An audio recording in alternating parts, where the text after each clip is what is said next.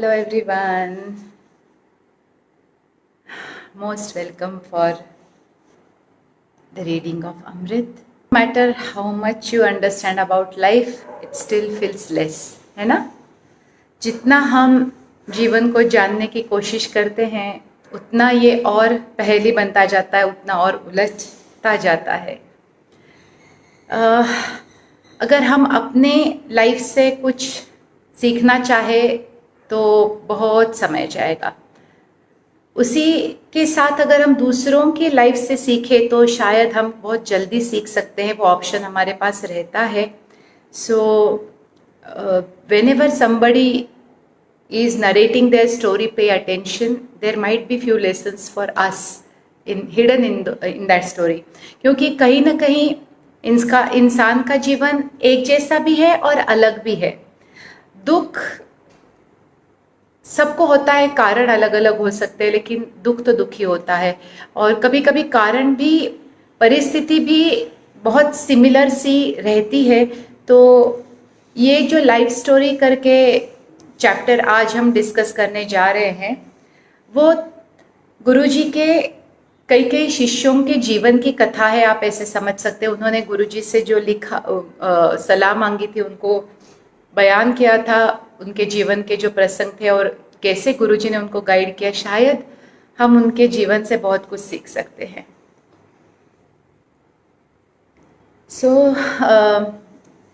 जब भी हम सेमिनार करते हैं, बहुत लोग कभी कभी पूछते कि आप एक दो लोगों के लिए क्यों नहीं करते।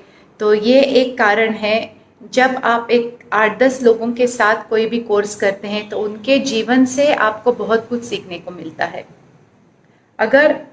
और सबसे बड़ी सीख जो मैंने भी सीखी थी गुरुजी के सेमिनार में, हर एक को अपना दुख हमेशा बड़ा लगता है और होता भी होगा। मैं ये नहीं कहती कि अपना दुख बड़ा नहीं होता, लेकिन जब आप आपसे बड़ा दुख किसी का सुनते हो, देखते हो, तो जो एक फॉल्स विक्टिमहुड सा जो हम ना, जैसे हम बहुत बेचारे से हैं, ये जो भावना है वो चली जाती है। और हम ना ग्रैटिट्यूड ज़्यादा आने लगता है कि बाप रे, हमसे भी कठिन किसका जीवन है। तो जब भी कभी किसी चीज़ का दुख लगे तो ये बात ज़रूर ध्यान में रखिएगा कि हमारा जीवन फिर भी ठीक है। शायद कोविड ने हमें ये बहुत सारा ग्रैटिट्यूड दिलवाया है कि आज हमारा घर है, हमारे पास इतने पैसे हैं कि हम सुरक्षित और कंफर्टेबल रह सके।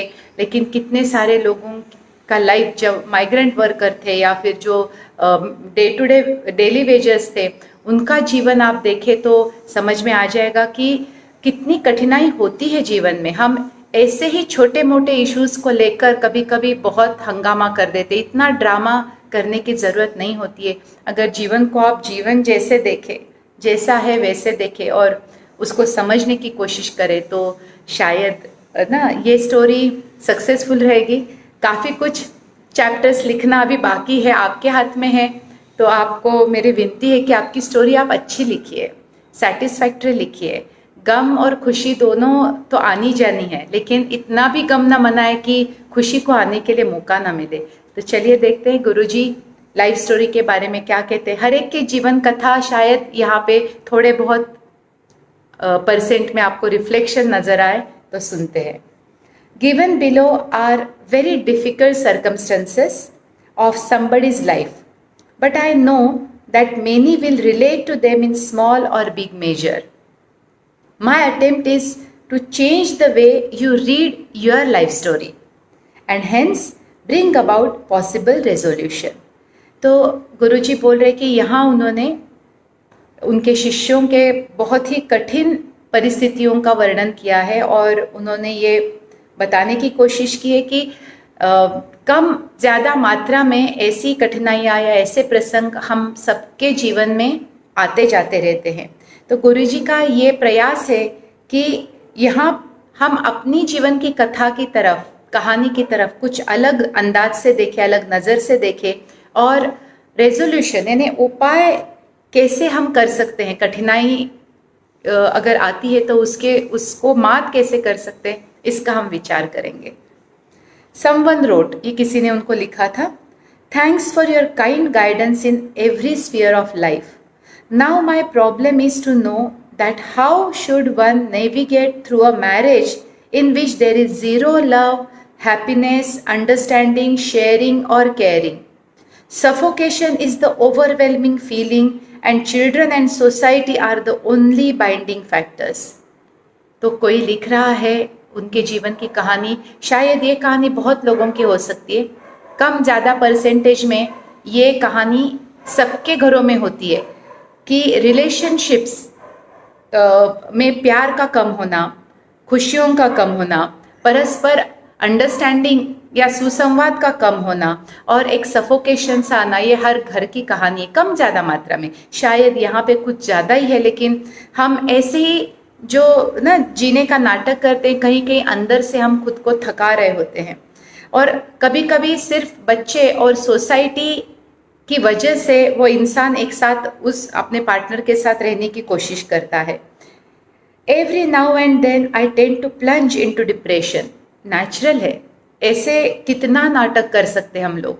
तो बहुत बार ये इंसान ना नैराश्य से गुजरता है, डिप्रेशन से गुजरता है। I fail to recollect even a second of satisfaction, happiness और फुलफिलमेंट।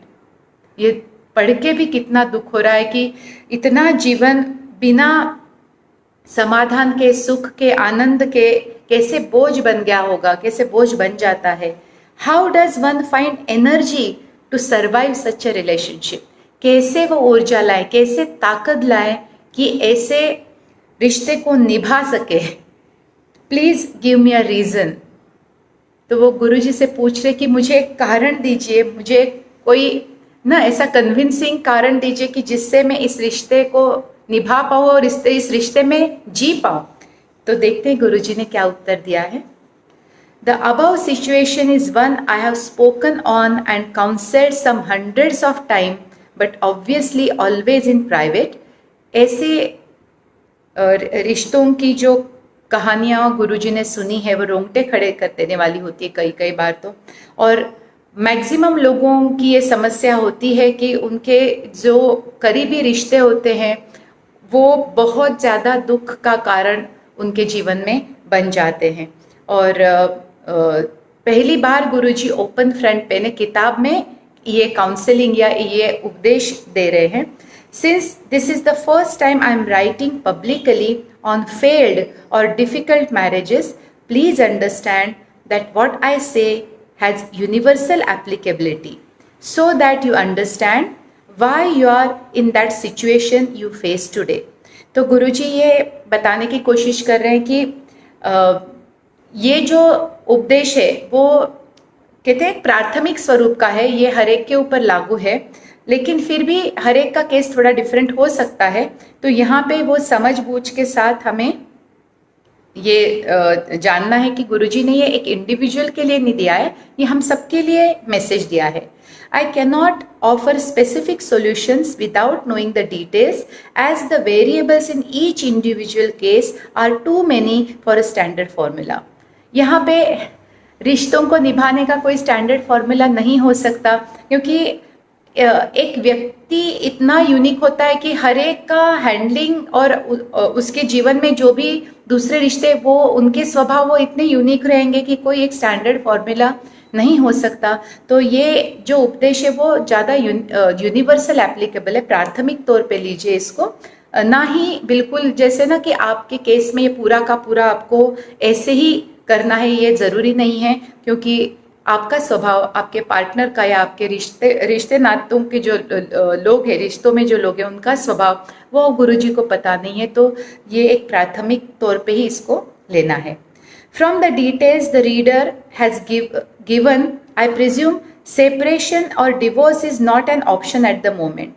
जैसे कि हम लोगों ने वो कथा सुनी है, तो वहाँ पे वो इंसान सेपरेशन या डिवोर्स की नहीं सोच रहा है, और गुरुजी ने ये भाप लिया है कि शायद वो एक्सट्रीम ऑप्शन नहीं चाहता है, for whatever reason. Hence, I will go on the assumption that you may have to continue in this relationship for a while longer.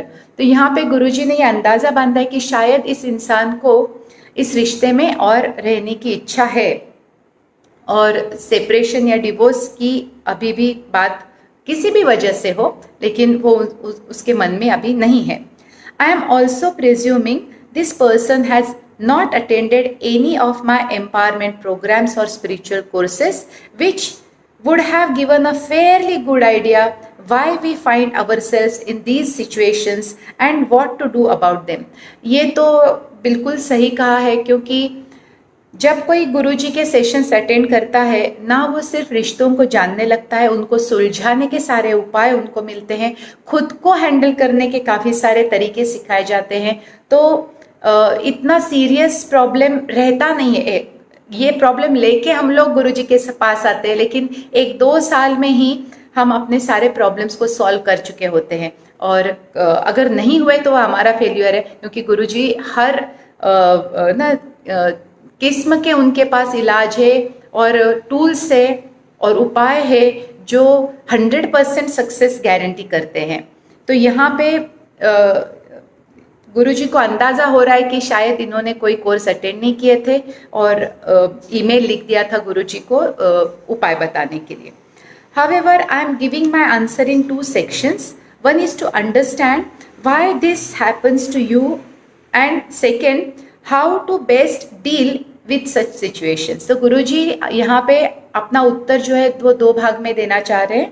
पहले तो कि ऐसी चीज़ें किसी इंसान के साथ क्यों होती है, ऐसे रिश्ते उसके साथ कैसे जुड़ जाते हैं, और दूसरा, अगर ऑलरेडी ऐसे रिश्तों में कोई फंस गया है तो उसे कैसे हैंडल किया जाए, उसके साथ कैसे डील किया जाए. नो वाई, ये बहुत इम्पॉर्टेंट है कि आपको ये सत्य जानना बहुत ज़रूरी है कि क्यों हजारों करोड़ों लोगों में से यही एक व्यक्ति आपका पार्टनर बन के आपके लाइफ में प्रवेश करता है. और कभी कभी तो सालों की दोस्ती में भी कोई जान नहीं पाता है कि उसका असली स्वभाव क्या है, या फिर वो बाद में इतना बदल जाता है कि आपको लगे कि ये तो वो इंसान नहीं था कि जिसे मैं जानती भी थी. तो ऐसे व्यक्ति से पाला ही क्यों पड़ता है, वही व्यक्ति हमारे लाइफ में कैसे आ जाता है, ये पहले जानते हैं. Every person who plays the role of a big or small villain in our life is chosen by us, allowed by us, and mutually consented to play that particular role. तो no victim card. ये जो आपके जीवन की कहानी है, समझो एक मूवी है.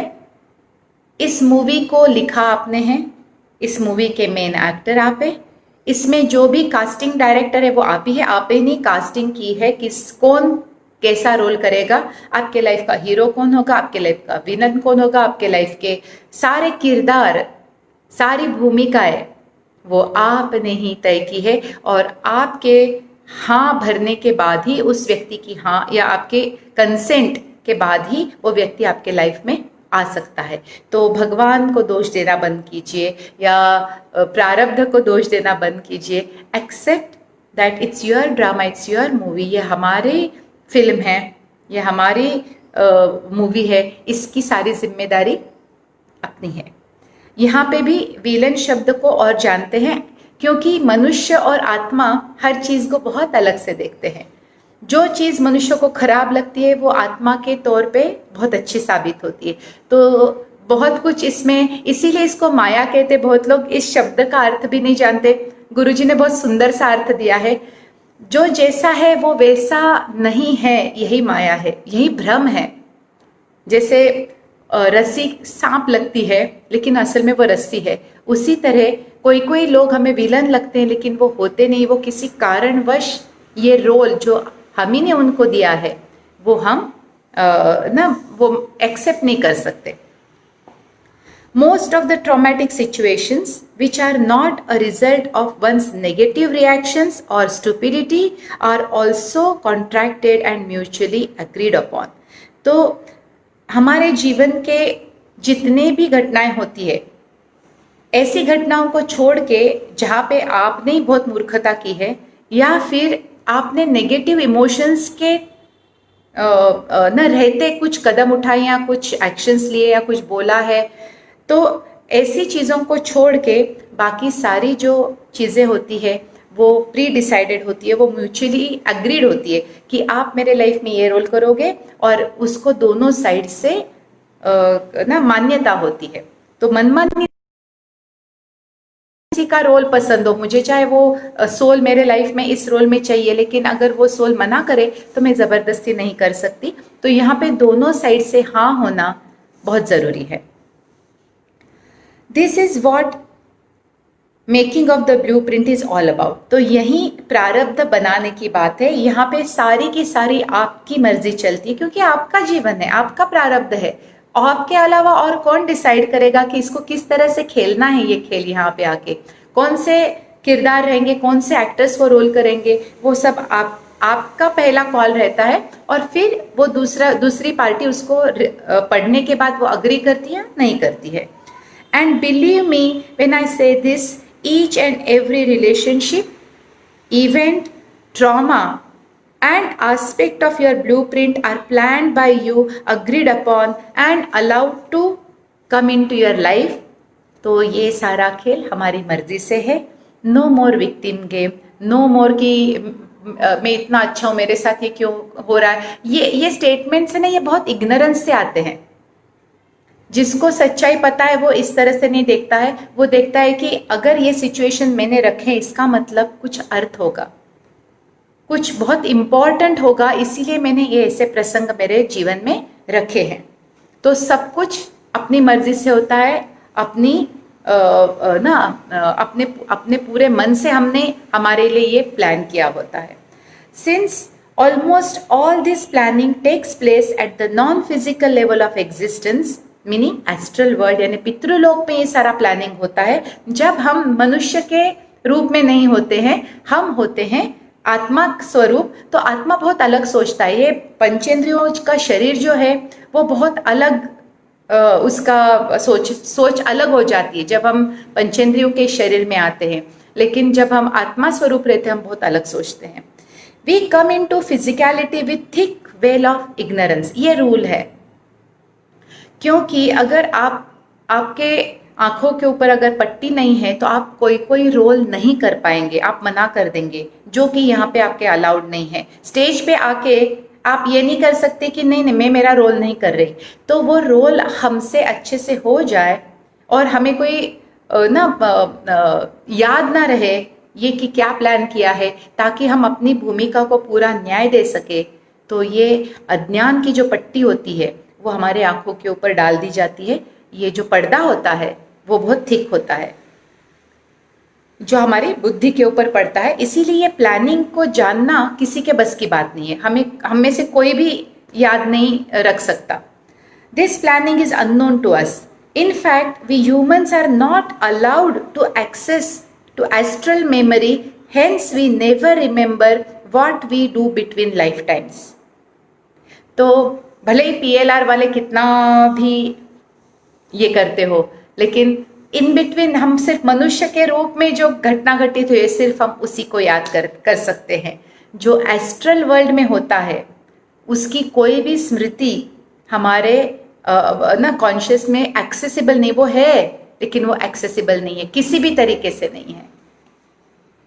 So astral memory is not accessible.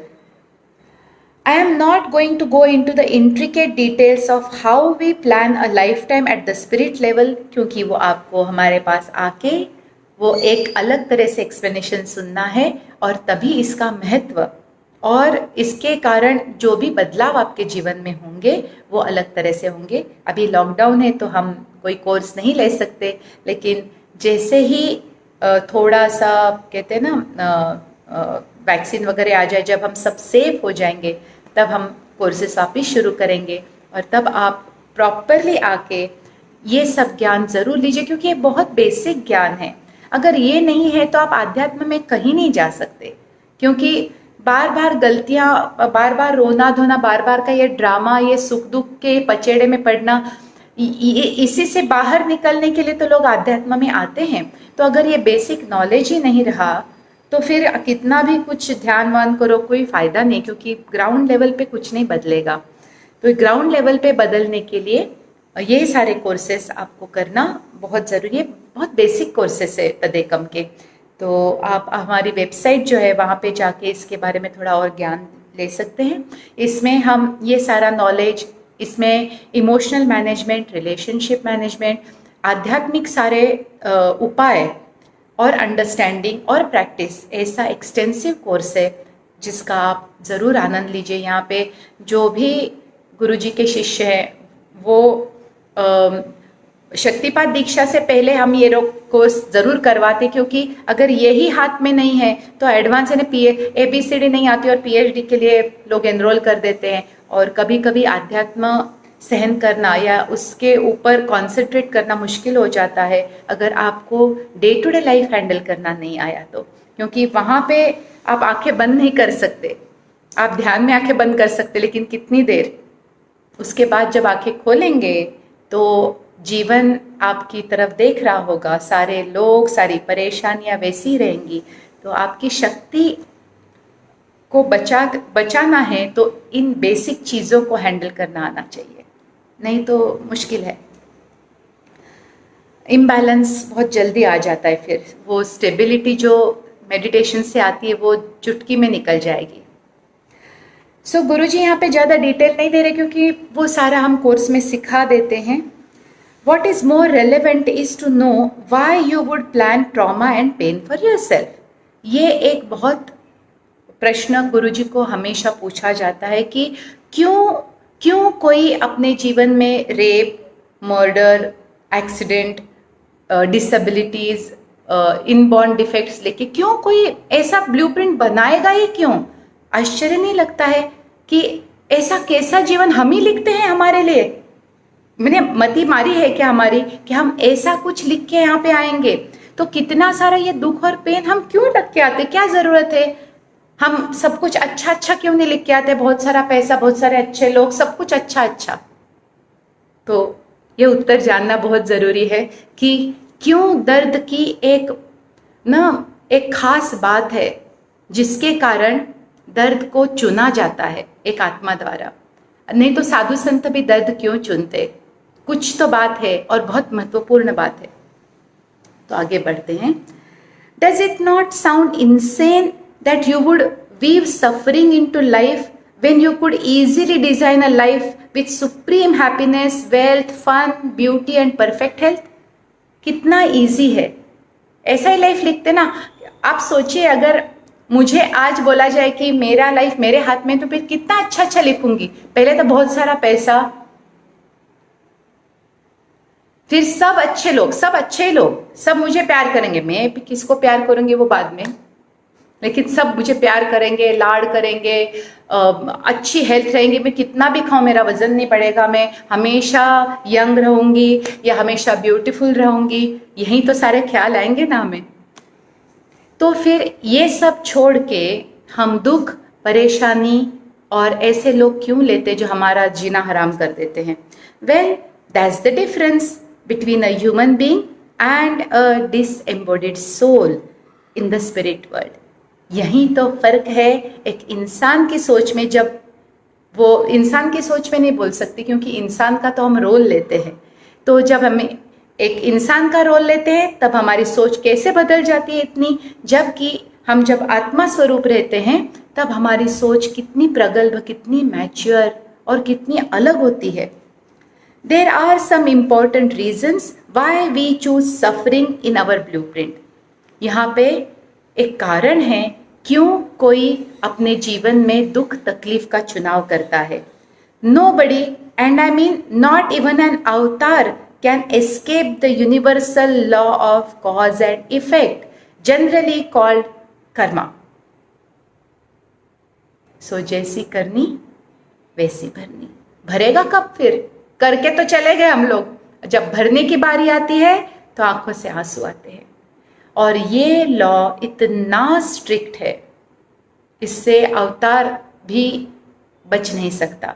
Krishna ने भी अपने कर्मा कंप्लीट किए, राम ने भी अपने कर्मा कंप्लीट किए, वो अपने उदाहरण से बताते हैं। तो हम कौन सी चीज़ है? सबको जो पिछला गंध है, जो पिछले सारे साफ सफाई तो करनी पड़ेगी और मौका यहीं पे मिलता है क्योंकि यहीं पे कर्म हुए हैं तो यहीं पे आके वो भुगतने हैं। इसीलिए वो मुहावरा है कि यहीं पे आके आपको वो ना चुकता करने हैं। इंसान के रूप में ही कर्म हुए हैं तो इंसान के रूप में आके ही उसका भुगतान करना जरूरी है। Once a negative debt is incurred, it must be squared off through suffering, pain or loss, regardless of which lifetime that debt was incurred. तो अब किस जीवन में हमने क्या कांड किया है ये तो हमें याद रखने की जरूरत नहीं है, क्योंकि हर जीवन में बहुत कुछ हम करते रहते हैं, लेकिन उसका भुगतान हम किस जीवन में करेंगे उसका भी कोई लॉ नहीं है। तो समझो 1000 साल नहीं, 1000 जन्म पहले अगर मैंने कुछ गलत किया है तो शायद इस जीवन में उसका भुगतान करूं, क्योंकि हर जीवन जब हम प्लान करते हैं वो अलग तरह से प्लान होता है।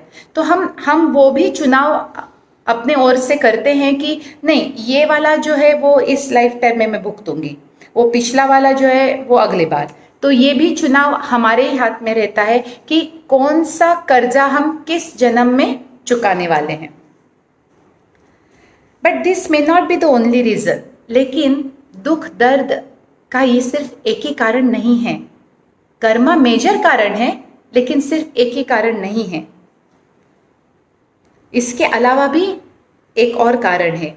At time so a soul needs to learn important lessons to overcome and rectify negative qualities or traits it sees as impediments in its spiritual growth. So दूसरा जो कारण है दुख दर्द जीवन में आने का, उसका ये एक और ये एक महत्वपूर्ण दो कारण है। एक तो कर्म और दूसरा ये है कि हमारी आत्मा की प्रगति के लिए जो भी सीखनी है, जो भी लेसन सीखने हैं, तो उसके लिए कभी कभी, क्योंकि वो जो लेसन्स होते हैं वो हमारे अंदर के जो नकारात्मक क्वालिटीज है, नेगेटिव, जिसको दुर्गुण बोलते हैं, नेगेटिव एट्रीब्यूट्स है, तो ये क्वालिटीज, ये ट्रेड्स को निकालने का बहुत बड़ा काम आत्मा का रहता है। नहीं तो वो शुद्ध नहीं होगा तो वो अपने असली स्वरूप को नहीं पहचान सकता।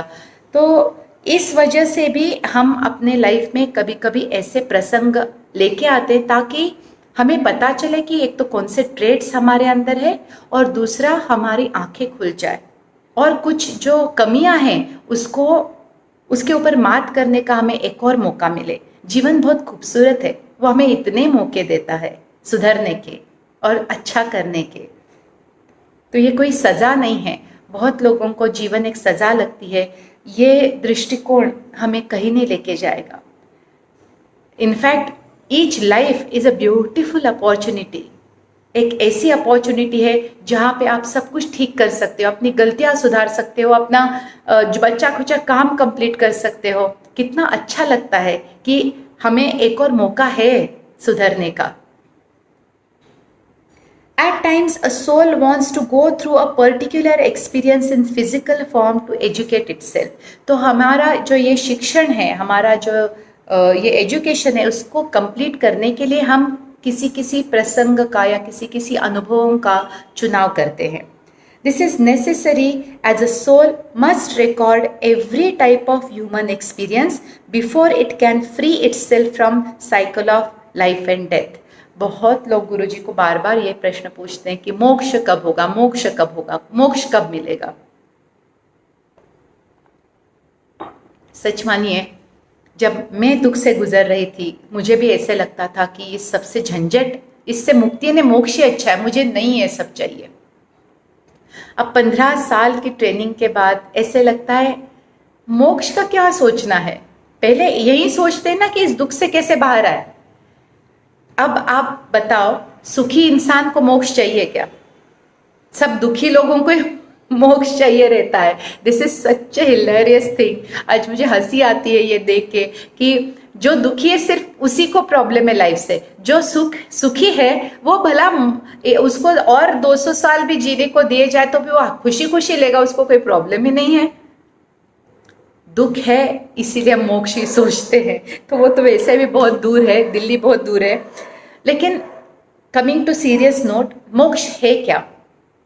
सो दो चीजों से मोक्ष की प्राप्ति होती है। पहली तो आपके कर्मों का खाता कंप्लीट करना है आपको। आपका खाता आपने खोला है पृथ्वी पे, अच्छे और बुरे कर्मों का दोनों ही अकाउंट आपको जीरो करने हैं, तभी इन टेक्निकल टर्म्स आप मुक्त होंगे इस अकाउंट से, इस ना कॉन्ट्रैक्ट से। तो आप मुक्त यानी मोक्ष प्राप्त कर लोगे। और दूसरी और महत्वपूर्ण बात जो शायद अगले चैप्टर में भी कहीं आए या पीछे पीछे मुझे अभी याद नहीं आ रहा है, जब ये पृथ्वी का पूरा एक्सपेरिमेंट प्लान हुआ था तो हमें कोई ज़बरदस्ती यहाँ पे नहीं भेजा गया है।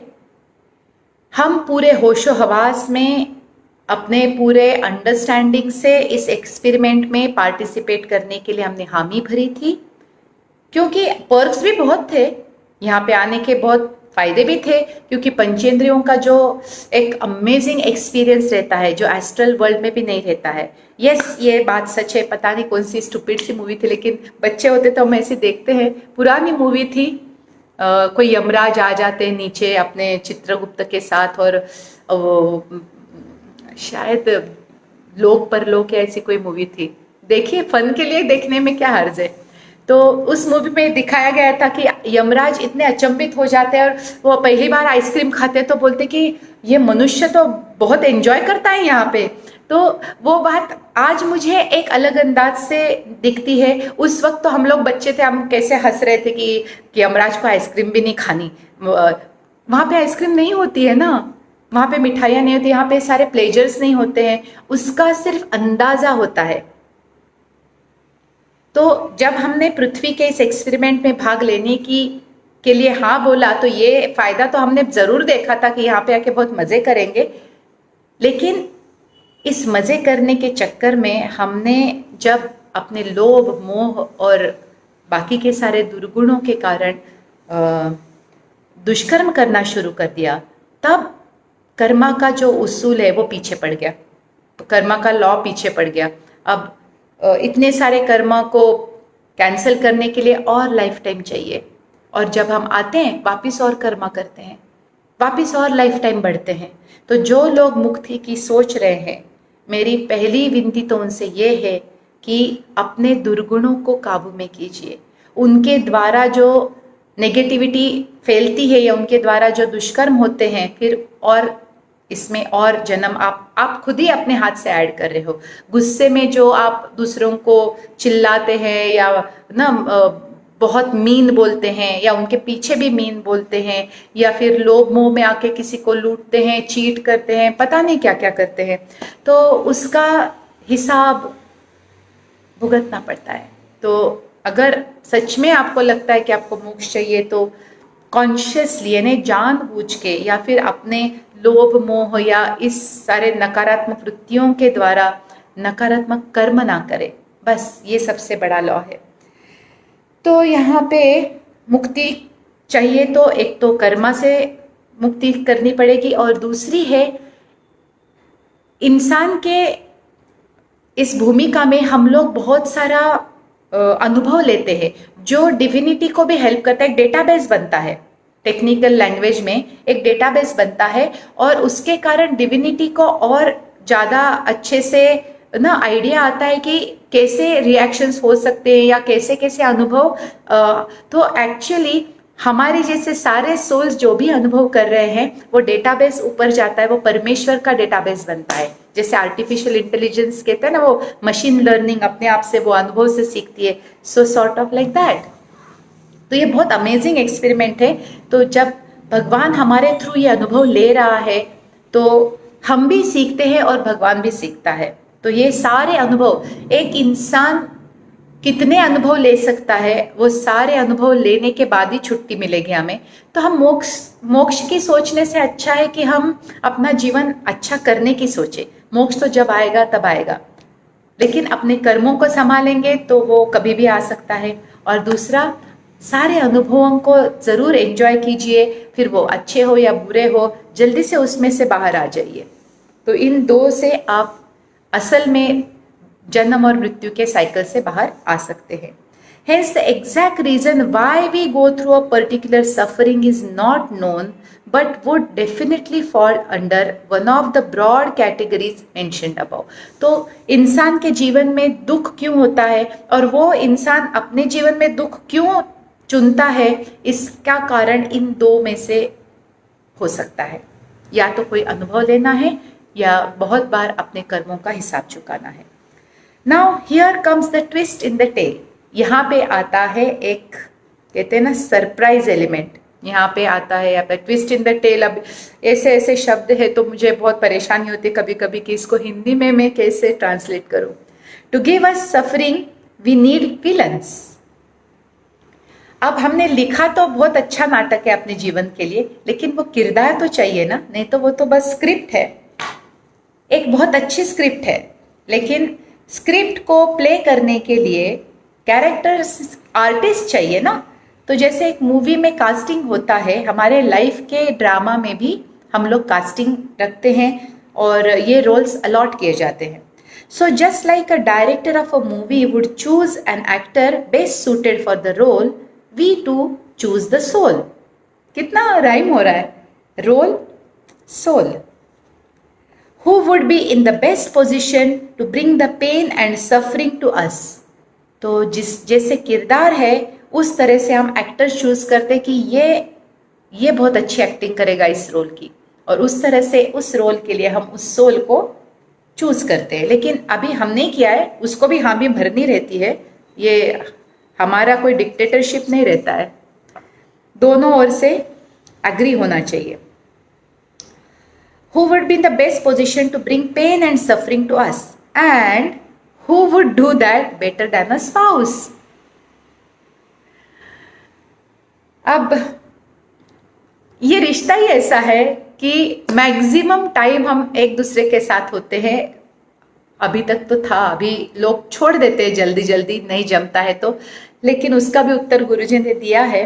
तो जितना समय आप जिस व्यक्ति के साथ रहेंगे वहां से लेसन सीखना बहुत इजी हो जाता है एक दूसरे के लिए, क्योंकि इंटरेक्शन बहुत है। डोंट गेट मी रॉन्ग, तो यहाँ पे गुरुजी कोई मजाक नहीं कर रहे। I have nothing against spouses और मैरिज, तो वो कोई शादी के खिलाफ नहीं, वो खुद शादीशुदा है और उनका कोई प्रॉब्लम नहीं है। इसीलिए I like English language. Spouse का अर्थ है जीवन साथी, तो वहां पे जेंडर नहीं होता है। नहीं तो सारे जोक्स वाइफ के लिए बनते हैं, हम औरतें थोड़ी कम होती है शायद ये जोक्स लिखने में, तो मर्दों के ऊपर जोक्स नहीं आते, सारे के सारे आते हैं औरतों के ऊपर, जैसे औरतें ही अत्याचार करती है मर्दों के ऊपर, उल्टा होता है इनफैक्ट, वॉट एवर। लेकिन I think more contribution women can add and create more ना, उनके भी जो अनुभव है वो उनको जोक्स में लाने चाहिए, सिर्फ पुरुषों को ही हम ये क्यों दे मौका। A spouse can also give immense happiness, just depends what role that person is asked to play in your life. So किस तरह का रोल वो व्यक्ति को करना है, उसी तरह के अनुभव वो आपको देगा। तो there are examples of blissful marriages and God bless them. ये भी उनका अच्छा कर्म है भाई लोगों। तो अभी आपको अगले लाइफ टाइम के लिए जुगाड़ करना है, तो अभी का जो स्पाउस है ना उसको खुश रखो, ताकि अगले लाइफ टाइम में 100% गारंटी कि अच्छा स्पाउस मिलेगा। बहुत ना क्रिटिकल रोल होता है ये, तो दोनों ही पॉसिबल है। लेकिन मिडिल जो है वो ज़्यादा एग्जाम्पल्स होते हैं जिसमें पता ही नहीं चलता कि इस इंसान से खुशी मिल रही है या दुख मिल रहा है, तो ऐसे भी होते हैं बहुत सारे एग्जाम्पल।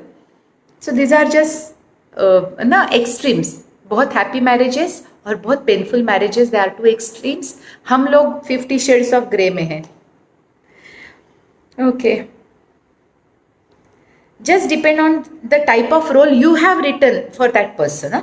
तो भगवान को दोष देना आज से बंद, ये भगवान को काम नहीं है क्या दूसरा सबके रोल लिखने। हम लिखते हैं role which suits our movie, जो हमारी मूवी को न्याय दे, ऐसे ही रोल हम लिखते हैं।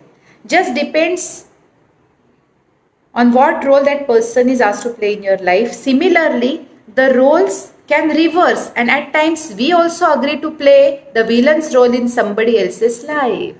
I think this is phenomenal sentence. कभी कभी वो विक्टिम रोल इतना हम लोग ले लेते कि हम बेचारे हैं, भाई हम लोग भी विलन का रोल पूरा पूरा करते। इतने सारे अलग अलग कैरेक्टर्स कहाँ से लाएंगे पृथ्वी पे, तो ये म्यूचुअल होता है। मैं 4 लोगों के लाइफ में विलन और कोई 4 लोग मेरे लाइफ में विलन, तो ये यहाँ पे कोई ऐसा ना ऐसा एक भी इंसान नहीं है जो सिर्फ हीरो ही है। वो किसी के लाइफ में हीरो होता है, किसी के लाइफ में विलन होता है। तो हम जाने अनजाने ये सारे कैरेक्टर्स प्ले करते रहते हैं। That's why no blame game. इसीलिए बोलते हैं ना, एक उंगली दिखाओगे तो 3 आपकी तरफ आएंगी।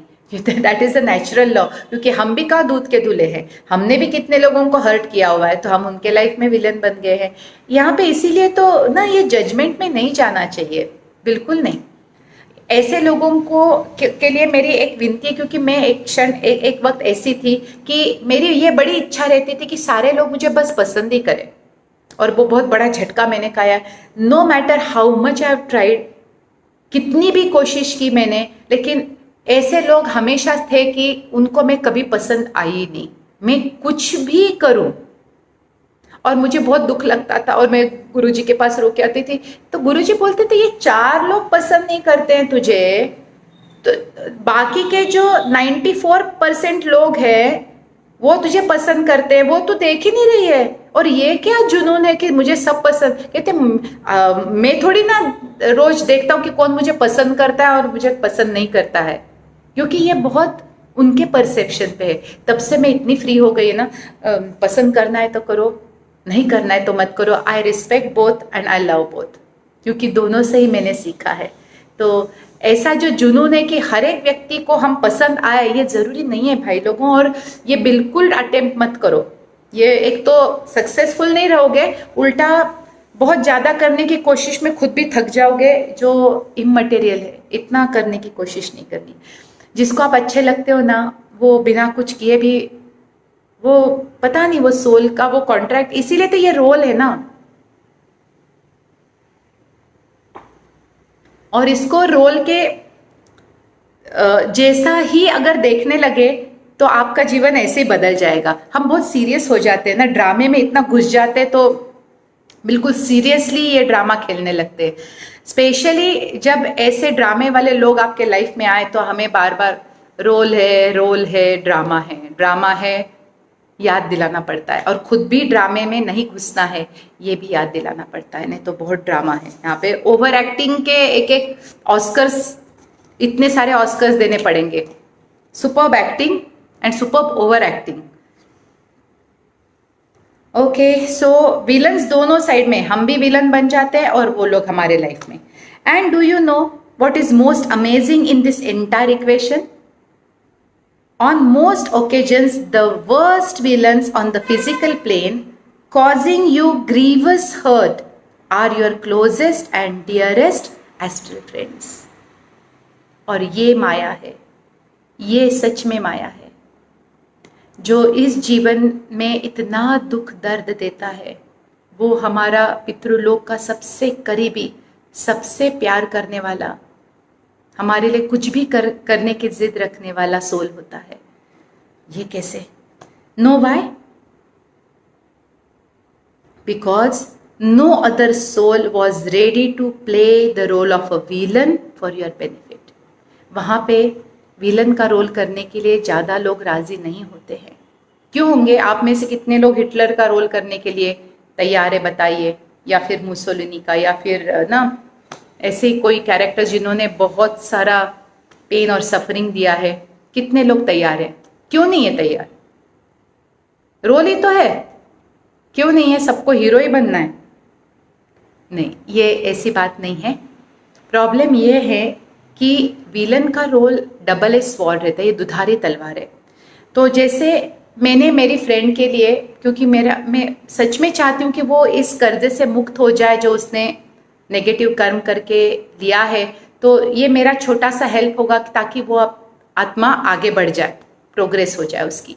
तो वो रोल मैं ले लेती हूँ, लेकिन उसमें ग्लिच क्या होती है, जितना स्क्रिप्ट दिया है उससे एक शब्द भी ज़्यादा हो गया, वो मेरे हिस्से में आता है, मेरा कर्म बन जाता है। तो जब तक वो स्क्रिप्ट में है, उतना रोल मैंने किया, तो मुझे कोई नेगेटिव उसमें से कर्मा नहीं लगता है। यस, आपके लाइफ में जो विलन है, अगर वो स्क्रिप्ट को फॉलो कर रहा है तो उसको कोई नेगेटिव कर्मा नहीं है। लेकिन मैंने जैसे कहा ना, यहाँ पे ओवर एक्टिंग के बाप है यहाँ पे। तो हम स्क्रिप्ट छोड़ के उसके ऊपर बहुत सारा कुछ कर देते हैं, अब वो अकाउंट में आ जाता है अपने। इसीलिए कोई नेगेटिव रोल करने के लिए तैयार नहीं। अच्छे रोल में ओवर एक्टिंग हो गई तो अच्छे कर्म ऐड होंगे ना, नेगेटिव रोल में ओवर एक्टिंग हो गई, यानी करने गए थे, बचाने गए थे और पल्ले पड़ गया ये सब कुछ। तो इसीलिए बहुत सारे सोल्स मना कर देते कि मुझे नहीं चाहिए बाबा, ये सब झंझट ही नहीं चाहिए मुझे। इसीलिए कौन तैयार होगा? जो आपसे इतना प्यार करता है कि ये रिस्क भी उठाने के लिए वो हंसते हंसते तैयार हो जाता है, क्योंकि यहाँ पे रिस्क है। यहाँ पे क्योंकि पट्टी बांध के आते हैं, यहाँ पे ओवर एक्टिंग ही करते हैं हम लोग। I know all this sounds so bizarre, but trust me, this is the honest truth. ये बहुत अजीबोगरीब लगता होगा आपको, लेकिन यही पूर्ण सत्य है।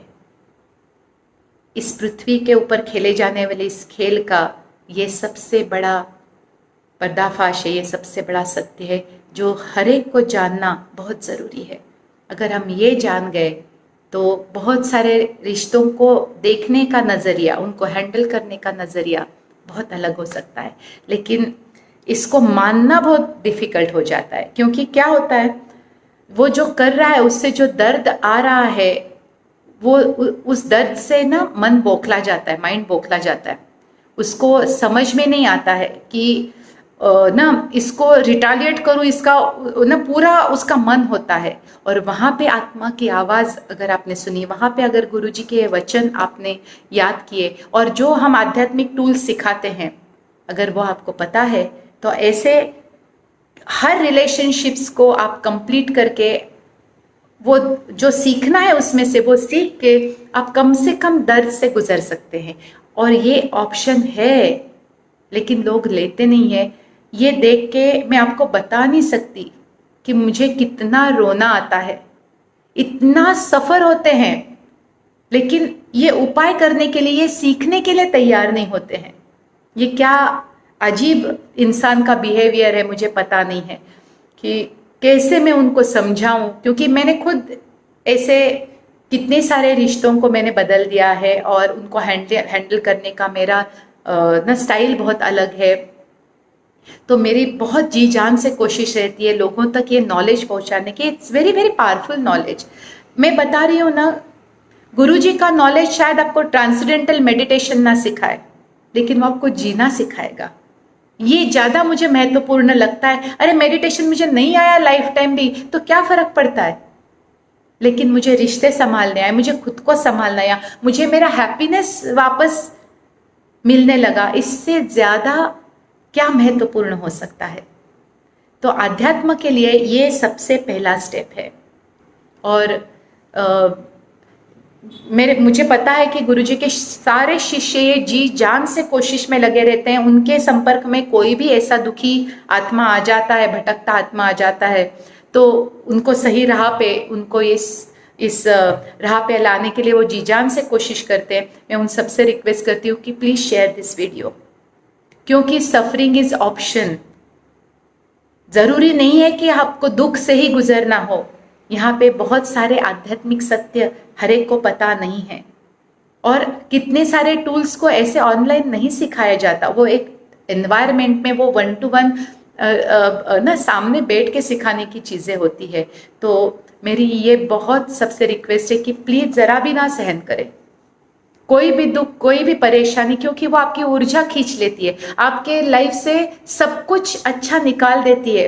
सुख, शांति, समाधान सब छीन लेती है। फिर भी लोग उपाय की नहीं सोचते हैं। ये देख के बहुत दुख लगता है। प्लीज़ ऐसे लोगों तक ये वीडियो पहुंचाए। शायद मेरी जो ये कहते हैं ना, उनके लिए दुआ है, शायद उनको समझ में आ जाए कि इसके ऊपर उपाय है, और वो तदेकम में आके वो उपाय खुद महसूस कर सकते हैं। मेहनत तो लगेगी, लेकिन उपाय है, ये भी कोई कम नहीं है। दुख के ऊपर उपाय है, सफरिंग के ऊपर उपाय है, हर तरह के प्रॉब्लम के ऊपर उपाय है, और स्पेशली रिलेशनशिप्स के ऊपर ऐसे ऐसे आध्यात्मिक उपाय है कि जो करने से आप हर किस्म की परेशानियों से उस रिश्ते को बदल के बहुत सुंदर, बहुत सुलझावा बना सकते हैं। ओके, सो जो आपको लगता है कि आपके जीवन में कष्ट ला रहा है, दुख ला रहा है, तो इसके पीछे कौन एक्टर है उसको देखने की कोशिश कीजिए। ये वही एक्टर है जो आपसे बेइंतहा प्यार करता है, इतना प्यार करता है कि आपके लिए अपने खुद के कर्मा बिगाड़ने तक की रिस्क वो लेके, वो उस रोल को स्वीकार करके यहाँ पे आया है। नाउ नेविगेशन, यानी ऐसे जंजाल से, चक्रव्यूह से कैसे बाहर निकलना है, तो वो देखते हैं। नेविगेशन थ्रू दिस मेज, थ्रू दिस एंटेंगलमेंट, ये जो रिश्तों का जाल बुन गया है, इस चक्रव्यूह से में जो फंस गए, वो कैसे बाहर निकलना है। Since one of the reasons that we choose suffering in our lives is to grow spiritually.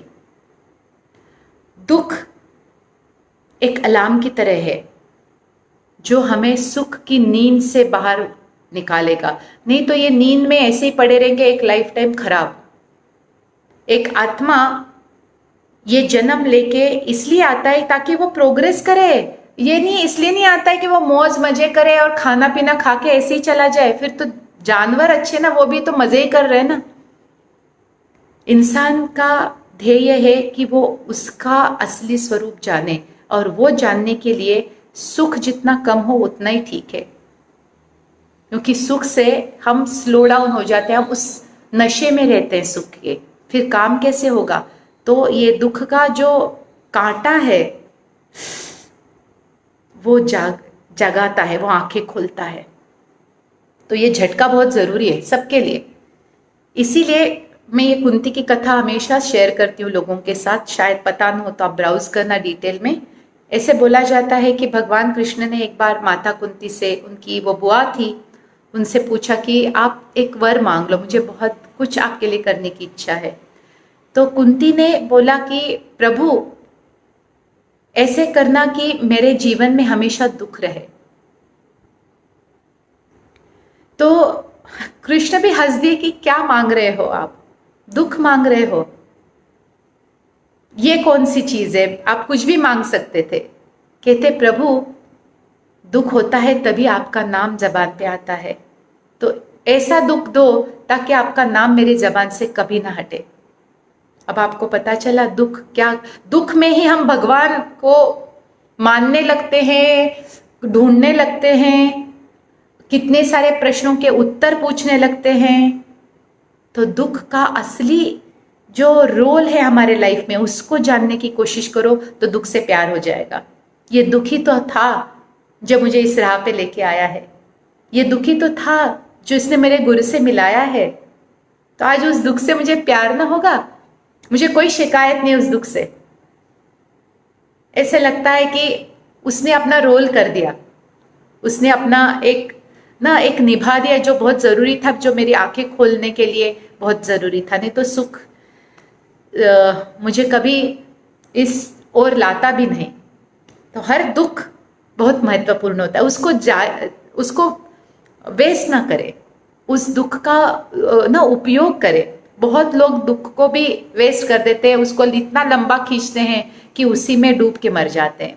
अच्छी नहीं है ये बात। ओके, तो next, it is very important how you deal with traumatic situations. तो जैसे ये प्रसंग आना आपके आत्मा की प्रगति के लिए आवश्यक है, उसी के साथ ये भी उतना ही महत्वपूर्ण है कि ऐसे प्रसंगों को आप किस तरह से हैंडल करते हैं। Most times we simply react, inflict intentional pain and that is not contracted and increase karmic debt. यहीं पे तो मैं कहती हूँ ना, हम ओवर एक्टिंग करते हैं, ड्रामा करते हैं, ड्रामे के ऊपर ड्रामा, ड्रामे के अंदर ड्रामा और ड्रामा। तो ऐसी सिचुएशंस में हमारे जो वीकनेसेस है वो भी उभर के बाहर आते हैं, हमारे अंदर का डर, परेशानी, गुस्सा, और फिर होती है रिएक्शंस, रिस्पॉन्ड नहीं, यानी प्रतिसाद होता है, प्रतिक्रिया देते हैं, प्रतिसाद नहीं देते। झट से किसी ने मेरे विरुद्ध कुछ बोला, हो गया तूफान जैसे शुरू हो गया। और इसमें जो असल कारण था उस घटना के आने का, वो तो सफल हुआ ही नहीं। यानी हम कुछ सीखे तो नहीं, ऊपर से कितने सारे कर्म करके पूरा सारा प्लान बर्बाद कर देते हैं। सच मानिए, जो जीवन का उद्देश्य लेके हम आते हैं उसका 20% भी हम पूरा नहीं करते हैं। इतना ना पूरा उद्देश्य बर्बाद करके छोड़ते हैं क्योंकि अज्ञान में है, क्योंकि समझ में नहीं आता है ऐसे सिचुएशंस को, ऐसे लोगों को हैंडल कैसे करें। कार्मिक डेट तो बढ़ता ही है, ऊपर से प्रॉब्लम और वर्स हो जाता है। जो सिंपल तरीके से सुलझ सकता था अब और डबल उलझ गया है और कॉम्प्लिकेटेड हो गया है। तो भगवान भी ऊपर देखता होगा ना, तो ऐसे बैठा होगा वो कि क्या किए जा रहे हम लोग, क्या ना लगा के रखा है, बुद्धि कहाँ पे छोड़ देते हैं। But there are better and spiritual mature ways to handle such situation. हर चीज का एक बेहतर उपाय होता है। और अध्यात्म इसीलिए मैं लोगों को बोलती हूँ, लोग बोलते हैं रिटायर्ड होने के बाद अध्यात्म करेंगे। अरे रिटायर्ड होने के बाद अध्यात्म करने के लिए बचा क्या है? पहले मेसअप हो गया, कर दिया लाइफ। अध्यात्म शुरू होता है 14-15 साल से, क्योंकि तब से जब हम दुनिया में बाहर जाते हैं ना, झटके लगना शुरू हो जाते हैं। उस एज से इंट्रोड्यूस योर किड्स टू अध्यात्म, ये वाला अध्यात्म, बाहर वाला नहीं। मेडिटेशन मत करवाओ आप बच्चों से, नहीं किया तो भी चलेगा।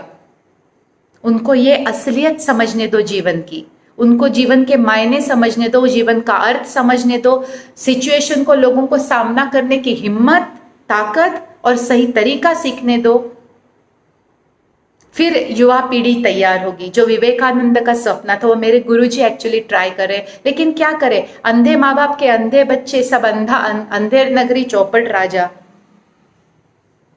और गुरुजी उसूल के पक्के हैं, वो तो एडवर्टाइज करने से रहे, नहीं करते, नहीं करेंगे भी नहीं, क्योंकि उनको लगता है हमारा काम ही हमारा एडवर्टाइजमेंट। आप जिस सच्चाई से, जिस इंटीग्रिटी से आप आपका काम करोगे, तो हम सारे टीचर्स बहुत जी जान से करते हैं कोशिश कि गुरुजी का हमारा ये जो मिशन है जागृति लाने का, सच में, सच मायनों में जागृति लाने का। ऊपर ऊपर का दिखावी एंटरटेनमेंट प्रोग्राम हमारे यहाँ नहीं होते हैं, हम स्पिरिचुअल एंटरटेनमेंट नहीं बेचते हैं। तो आई थैंक कोविड कि मुझे ये मौका मिला, ऐसा पावरफुल मीडियम मिला जहाँ पे मैं अपने गुरु के विचारों को ज़्यादा से ज़्यादा लोगों के सामने रख सकूँ। Please spread his messages, please spread this videos to as many people as possible. जब एक यंग होनहार बच्चा जब ये सब सीखेगा, उसका लाइफ कितना अलग होगा। आज हम में से हर एक जो भी गुरुजी के पास आया वो बोला हम कितनी देर से आए हैं। जब मैं मेरे बेटी को देखती हूँ जो 10 साल की थी तब आई थी गुरुजी के पास, और आज वो जिस तरह से लाइफ हैंडल करती है, I don't have to worry at all. मैं बहुत शांति से उसको देख के, मुझे पता है कि वो मेसअप नहीं करेगी जीवन, उसको सब कुछ पता है। और इससे ज्यादा एक पेरेंट के लिए क्या और ना इम्पोर्टेंट हो सकता है। आप उसको कपड़े लत्ते लग्जरी दे सकते हैं, जीवन जीने का तरीका उसके लिए आप तदेकम में भेजिए। एक गिफ्ट अपने बच्चों को ये दीजिए कि लाइफ हैंडलिंग स्किल्स जो हम सिखाते हैं वो आप उनको वो प्रोग्राम स्पॉन्सर कीजिए। आपकी फ्रेंड को जो तकलीफ में से गुजर रही है उसको स्पॉन्सर कीजिए। हाँ, उनका मन हो तो वो ज़्यादा रिसेप्टिव होके आते हैं, तो आप ये वीडियो दिखा दीजिए ताकि उनको पता तो चले कि ऐसे ही ना मैंडेटरी नहीं है इस तकलीफ से गुजरना, बहुत कुछ बदल सकता है। सो हम अगर ये पता नहीं है तो हम कैसे करते हैं, हम ओवर रिएक्ट करते हैं और जितना सोच के आए थे कर्जा चुकाना है उससे डबल तैयार करते हैं और इतना सब इश्यूज कॉम्प्लिकेट कर देते हैं, और फिर हम ही भगवान को दोष देते हैं कि हमारा जीवन किस तरह से उन्होंने दिया है। ये अच्छी बात है, सब हम में सब करेंगे और ब्लेम जाता है बेचारे भगवान के ऊपर जिसने कुछ किया ही नहीं है, including moving away from your villains. तो यहाँ पे कैसे ऐसे लोगों के ऐसे रोल्स को हैंडल किया जाए वो गुरुजी बता रहे हैं। I personally believe one must do something other than crying and blaming one's destiny, which in any case is your own handiwork.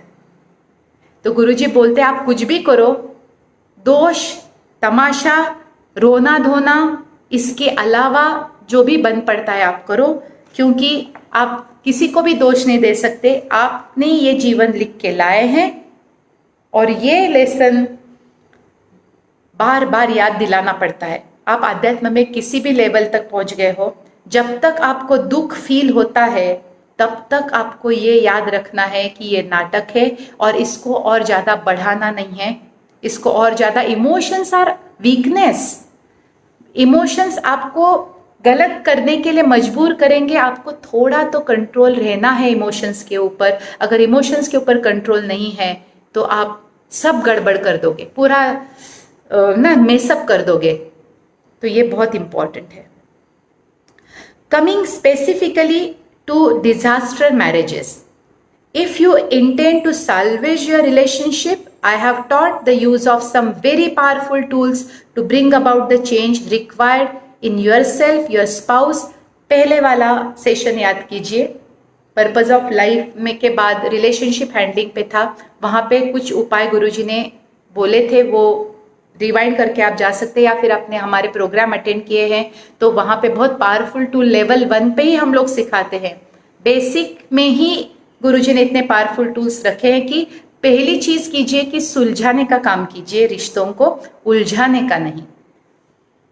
I normally suggest one tries hard to bring about a change and save the relationship. Guruji हमेशा यही बताते आए कि किसी भी रिश्ते को बचाने की कोशिश पहले की जाए, हर तरफ से बचाने की कोशिश की जाए, फिर आध्यात्मिक हो, प्रैक्टिकल हो, किसी भी तरह के उपाय करके उसको बचाने की कोशिश की जाए. But if the pain is too intense और the relationship is abusive, in short, things have gone beyond the point of reconciliation, then one must think in terms of ending such a relationship and starting afresh. You owe this to yourself. लेकिन अगर चीज़ें बहुत ज़्यादा बिगड़ गई है ना, आपको जान का खतरा है या फिर आपको इतना अब्यूज़ हो रहा है आपके साथ कि ऐसे वातावरण में रहना मुश्किल है, जीना मुश्किल है, तो शायद उस रिलेशनशिप को आप ना एंड करके एक फ्रेश स्टार्ट कर सकते हैं. इतना तो आप अपने लिए करना ज़रूरी है, क्योंकि आपके साथ भी आप अन्याय नहीं कर सकते. जैसे हमें दूसरों के साथ अन्याय नहीं करना है, वैसे आपको आपके साथ भी अन्याय नहीं करना है. बहुत लोग यहाँ पे ऐसे होते हैं जो सहन करते जाते ना, उसकी भी कोई लिमिट नहीं रहती. ऐसे करना यानी खुद के साथ प्रताड़ना करना है, खुद के साथ बुरा व्यवहार है. तो दोनों ही एक्सट्रीम्स अच्छे नहीं हैं. बहुत ज़्यादा सहनशीलता भी, इनफैक्ट बहुत ज़्यादा कोई भी गड़बड़ ही है, बहुत ज़्यादा कोई भी चीज़ अच्छी नहीं है, तो बहुत ज़्यादा सहनशीलता भी अच्छी नहीं है. Coming to divorce now. A divorce is the logical legal solution to such a problem, but often it's a very difficult choice, especially for women in less progressive nations of the East. तो ये जो separation है यानी divorce है, एक legal procedure है जहाँ से दो पार्टनर्स ना सेपरेट हो सकते हैं, लेकिन ये बहुत ही मुश्किल चुनाव हो सकता है, स्पेशली औरतों के लिए.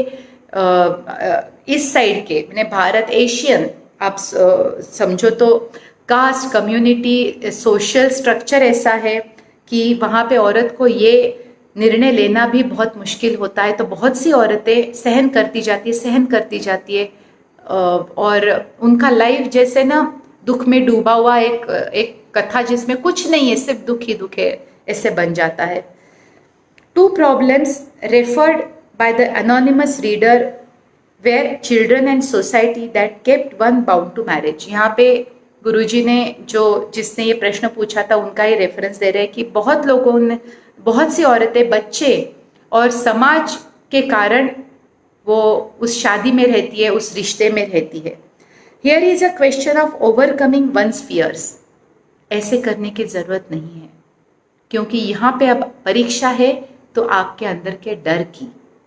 कितनी बार मैंने कहा ना, ये नकारात्मक जो ट्रेड्स है उनके रहते हम बहुत कुछ गलत करते हैं। हमारे अंदर का डर भी हमें सही करने से रोकता है, और डर हमेशा सही हो ये जरूरी नहीं है। डर हमेशा यहाँ पे होता है, और वो एक जैसे ना एक ख्याल होता है, उसका सत्य से कोई लेना देना हो ये जरूरी नहीं है। If it's a question of a single a divorce will नहीं सॉरी, हाँ, here is a question of overcoming one's fears. A divorce court will always provide financially for the children. लेकिन यहाँ पे भी मैंने देखा है, गुरुजी ने लिखा है कि कोर्ट देते हैं, एलिमनी देते हैं, लेकिन यहाँ पे भी मैंने बहुत अन्याय होते हुए देखा है, बहुत ज़्यादा अन्याय। एलिमनी भी ठीक से नहीं देते हैं, उसमें भी बहुत सारे लोग अच्छे एफ्लुएंट होते हुए भी ये गुरुजी बेचारे उनके लेवल से बोलते हैं ना, he is very duty bound, तो उनको लगता है कि लोग ड्यूटी कर देंगे, नहीं करते हैं लोग, अपने बच्चों के लिए भी नहीं करते, क्योंकि वो नेगेटिविटी में इतने खूंखार बन जाते हैं कि उनको ये भी ख्याल नहीं आता है कि मेरे ना सेपरेशन के बाद दूसरा व्यक्ति या मेरे ही बच्चे कैसे जिएंगे। मैंने ये भी उदाहरण बहुत सारे देखे हैं कि यहां तक आके ना सब रिश्ते खत्म हो जाए, पैसा बहुत ये करता है, वो ड्यूटी भी नहीं करने देता है फिर, और इमोशंस, गुस्सा, फिर रिवेंज कि पैसे नहीं रहेंगे तो तड़पो, तुम लोग मरो, इस भावना से लोग कितना मेसअप हो रहा है, आप सोच सकते हो कितना कार्मिक मेसअप हो रहा है। तो डिग्निटी से रहे वो जिम्मेदारी नहीं है, और इसका अब्यूज, इस लॉ का अब्यूज भी होते हुए देखा है दोनों साइड से। I am not taking one particular side, मैं कोई साइड नहीं ले रही हूँ, इसका अब्यूज भी होते हुए देखा है कि जितना जरूरी है उससे ज्यादा औरतें मांगती है, या फिर लूटने के लिए मांगती है, या ना हरास करने के लिए मांगती है। तो दोनों साइड से वो तो उस व्यक्ति को इंट्रोस्पेक्ट करना है, ये जजमेंट की बात ही नहीं है। हम किस एंगल से ये सब कर रहे हैं, वो उस व्यक्ति का जो हेतु है, वो इरादा जो है, वो उसके मन का जो इंटेंशन है, वो महत्वपूर्ण है। लेकिन अगर ड्यूटी का सेंस होगा तो जितना लगता है उतना हक वो जरूर देगा, और उसके लिए कोर्ट की एक्चुअली जरूरत भी नहीं। लेकिन क्या करे, कोर्ट देता भी है ऑर्डर, फिर भी नहीं आती है एलिमनी, मैंने देखा है, ऐसे भी देखा है। एनीवे, वो भी शायद कोई गेम होगा, पता नहीं। It's a question of single parenting. I feel too much is like a made up, or too much of fear is created around being a single parent. Millions of children grow up without one parent and grow up to be a wonderful, successful human beings. तो ये टाबू होना नहीं चाहिए। बहुत सारी औरतें नहीं, दोनों ही पेरेंट्स होने चाहिए। अरे लेकिन दोनों पेरेंट्स ऐसे कुत्ते बिल्ली जैसे लड़ रहे हैं, तो वो बच्चे क्या, उनको शांति नहीं है, उनको कोई सुकून नहीं है। इससे अच्छा एक के साथ रहे, शांति से रहे। और ऐसे भी होता है कभी कभी कि एक स्पाउस ना नहीं रहता, इस दुनिया में नहीं रहता, तो वो सिंगल पेरेंट बड़ा करता ही है ना। इनफैक्ट बच्चे ज्यादा जिम्मेदार होंगे, अच्छे से होंगे, मॉलिकोडल ना करे बच्चों को, यानी उनको ज्यादा लाड़ प्यार ना देता कि वो बिगड़ जाए। क्योंकि बहुत बार ऐसे होता है कि एक सिंगल पेरेंट क्या करता है, वो दोनों का रोल करने के चक्कर में बहुत ज्यादा ही लीनियंट हो जाता है। तो बैलेंसिंग एक्ट करे तो एक सिंगल पेरेंट भी एक मेन एक पुरुष भी बहुत अच्छा पेरेंट हो सकता है। और वो उदाहरण भी मैंने देखा है, एक माँ जैसा प्यार दुलार देके बहुत अच्छे से बच्चों को बड़ा किया है। तो औरतों में तो बहुत ज़्यादा शक्ति होती है, यहाँ पे मानसिक शक्ति बहुत होती है। तो ये सिंगल पेरेंट का डर अपने दिल से निकाल दें। अगर खुशहाल है, शांति है, तो हर बच्चा अच्छा ही पनपेगा। सिर्फ दो पेरेंट्स है लेकिन घर में माहौल बहुत खराब है, तो सिर्फ पैसे और घर से कैरेक्टर नहीं बनता है। कैरेक्टर बनता है उदाहरण से, सामने क्या उदाहरण है। Okay, according to me the two parents theory is unnecessarily hyped. तो ये तो ज़्यादा ही कुछ ना आइडियलिज्म का उदाहरण है, ज़रूरी नहीं है। Children are better off with one parent than be subjected to a abusive hostile relationship between parents. क्योंकि ऐसे घर के बच्चे बहुत ही खराब माहौल में बड़े होते हैं और बहुत सारा अंदर उनके डैमेज हो जाता है। तो इससे अच्छा है कि म्यूचुअली अगर मैच्योर पेरेंट्स है, यहाँ पे शायद हमारे जैसी मूवीज भी ड्रामेटिक होती है ना, हमारे रिएक्शन भी बहुत ड्रामेटिक होते हैं। I have seen western parents being very mature and in very dutiful. वहाँ पे बहुत अलग तरीके से लोग हैंडल करते रिलेशनशिप को।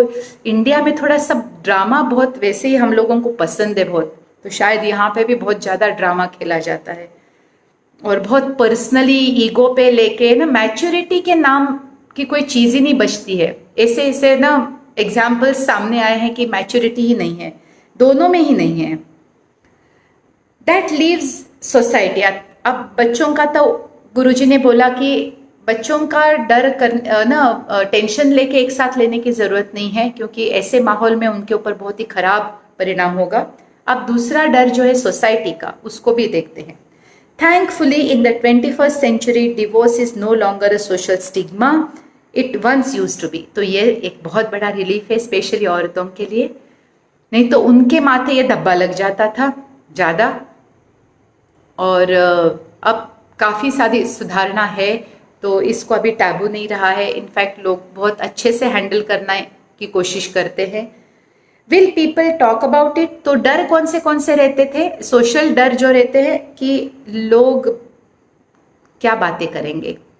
Sure, but gossip is like a newspaper. बातें तो होंगी, बातें तो क्या, लोगों को टाइम पास चाहिए तो बातें तो हर चीज की होंगी, तो ये भी होंगी। दिल बड़ा कर लो, दिल पक्का कर लो, थोड़े दिन के बाद कोई और टॉपिक मिलेगा, आपकी बात पीछे। As simple as that. तो लोग क्या कहेंगे या समाज क्या कहेगा, ये इसका तो बिल्कुल भी डर नहीं होना चाहिए। और आजकल तो और भी, क्योंकि आज फोन, ये टेलीफोन है ना, टेलीफोन नहीं, मोबाइल फोन है ना, इसमें हम इतने गड़ गए हैं कि पास वाले कमरे में भी क्या हो रहा है इसमें भी अभी लोगों को कोई इंटरेस्ट नहीं बचा है। तो आपके लाइफ में इतना कोई किसी को इंटरेस्ट नहीं होगा, और होगा भी तो थोड़े दिन के बाद गॉसिप बंद हो जाएगी। The moment it become stale it loses all value. जैसे ही वो थोड़ा सा पुराना हो जाता है, नया गॉसिप आ जाता है। So go through the gossip period of a week और मंथ और a year, at least you can have a new lease of life after that. तो ये जो भी गॉसिप का पीरियड है, जो भी समाज के टॉन्ट का पीरियड है, उसमें से बस गुजर जाइए, धीरे धीरे सब ठीक हो जाएगा। एटलीस्ट आप रिलीफ पाओगे, एटलीस्ट आपको राहत मिलेगी। But it's very important how you detangle from a heavily कार्मिक रिलेशनशिप। ये बहुत इंपॉर्टेंट बात है। तो गुरुजी बोल रहे हैं कि ये जो कर्म का जो बंधन है, ये ऋणानुबंध है। देखिए कितना सुंदर शब्द है, ऋणानुबंध। ऋण है, ऋण को चुकता किया है, ये जो उलझ गया है उसको सुलझाया है, या सिर्फ लीगल सेपरेशन हुआ है? लीगली तो सेपरेशन हो जाएगा, लेकिन मेंटली, इमोशनली और कार्मिकली क्या सेपरेशन हुआ है? अगर नहीं, if the balance karma is left to be worked out, then no matter how many relationships you go through, pain will follow. हम अपनी डेस्टिनी को नहीं चीट कर सकते। वो रूप बदल देगी, वो जेंडर बदल देगी, वो रंग बदल देगी, आपके हिस्से का दुख कहीं और से आ जाएगा। इसीलिए ये जो सेशंस गुरुजी लेते हैं या हम लोग सिखाते हैं, we train people to complete their relationship before they take a extreme step. तो हम लोग डाइवोर्स से पहले या सेपरेशन से पहले कार्मिक सेपरेशन कैसे हो, मेंटल इमोशनल एंटेंगलमेंट कैसे सेपरेट हो, और वो रिश्ता पूर्ण कैसे हो, जो पूरा करने के लिए वो रिश्ता बना है, फिर वो अनुभव हो या कर्मा का बंधन हो, जो पूर्ण करने के लिए वो रिश्ते का महत्व है, वो रिश्ता पूरा नहीं हुआ तो बाकी का कैरी फॉरवर्ड हो जाएगा। A divorce will only change the face of the villain, not end the suffering. तो आपकी मर्जी है, अगर आपको ये स्पिरिचुअल टूल्स आते हैं तो आप इतने अच्छे से क्लीन सर्जिकल कट देके कर्मा से भी मुक्त होके उस रिलेशनशिप पे जो सीखना था सिखाना था वो कंप्लीट करके आप निकलोगे। नहीं तो कुछ लोग और आ जाएंगे और वो आपका हिसाब पूरा करेंगे। Hence, always complete a relationship spiritually before ending it physically. You know you have completed a karmic relationship if you feel a complete absence of negative emotions for the villains, including hatred, hurt or guilt.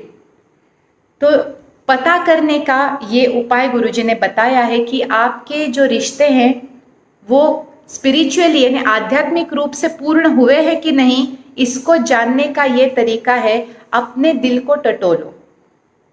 उस व्यक्ति को याद करके आपके दिल में कौन से जज्बात, कौन से विचार, कौन से इमोशंस आते हैं, उसके ऊपर उससे आपको पता चलेगा कि क्या अभी भी वो रिश्ता यहां से कायम है, कार्मिकली ऑन है।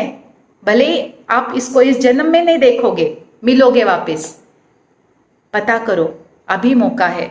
सारे विलन्स जो यहाँ पे फील होते हैं उनके लिए ये आध्यात्मिक उपाय जो भी आपने सीखे हैं, नहीं सीखे तो आप हमारे पास आ सकते हैं ये सब कोविड जाने के बाद, लेकिन स्पिरिचुअली कंप्लीट करना बहुत बहुत ज़रूरी है क्योंकि ये नेगेटिव इमोशंस आपको उसके साथ जोड़ा हुआ रखते हैं। What I am trying to say is avoid jumping from frying pan to the fire. इसीलिए गुरुजी बोलते हैं जल्दबाजी में, इमोशंस में एक्सट्रीम स्टेप्स लेने से पहले आप ये सारी चीज़ें करेंगे तो आगे जाके आपको शांतिपूर्वक जीवन व्यतीत करने का मौका मिलेगा। नहीं तो वहीं कैरी फॉरवर्ड आपको किसी और तरह से भुगतना पड़ेगा। All this reminds me of a beautiful couplet by the poet Saint Kabir. ये एक और बात मैं आपको बताना चाहूँगी। गुरुजी कबीर जी के बहुत बहुत मानते हैं, बहुत ज़्यादा।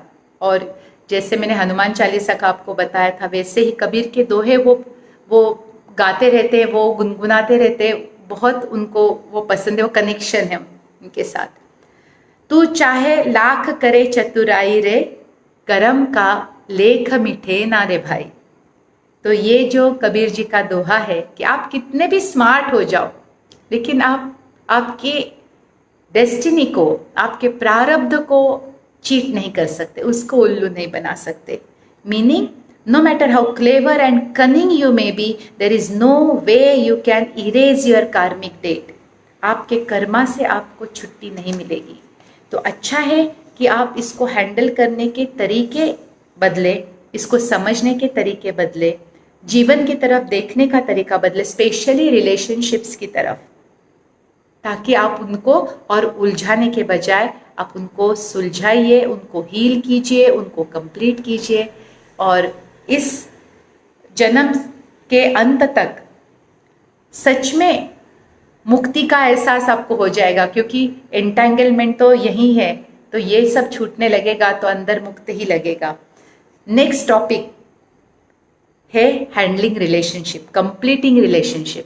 तो हम लोग मिलेंगे शुक्रवार को और जानेंगे कि रिश्ते को कंप्लीट कैसे करते हैं, क्योंकि ये रिश्ते किसी वजह से हमने अपने जीवन में रखे हैं और इन लोगों का हमने बुलाया है वो कैरेक्टर, वो किरदार, वो भूमिका करने के लिए। तो उसके पीछे का अर्थ और उसको कैसे कंप्लीट करते हैं वो जानते हैं।